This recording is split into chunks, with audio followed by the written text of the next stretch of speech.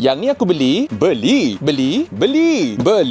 Uish, yang ni pun kena beli ni. Banyak betul kena turun tangga lagi ni. Kali ni macam banyak ni. Holy moly. Hi guys, nama saya Gordon The Great Hobbyman. Dan hari ni seperti biasa, kita akan shopping bersama Gordon The Great Hobbyman. Ish.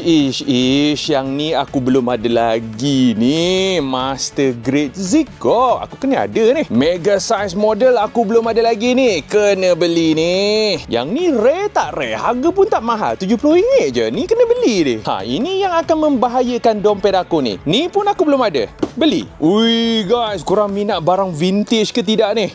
Ni baru RM16 ni. Ni barang vintage ni. Tengok gal glue ni. Full lama. Ni berapa ni?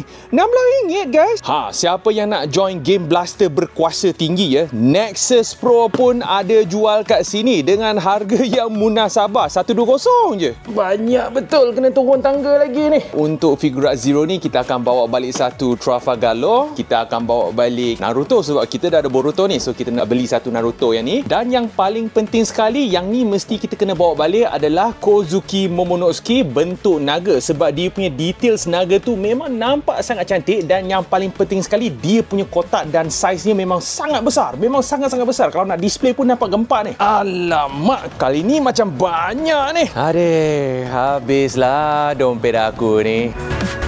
Alright, jadi sampai di sini saja video kita. Kita jumpa lagi di video yang baru. Tengok guys, siapa kata Pro 2 Asia tak boleh muat banyak barang ni?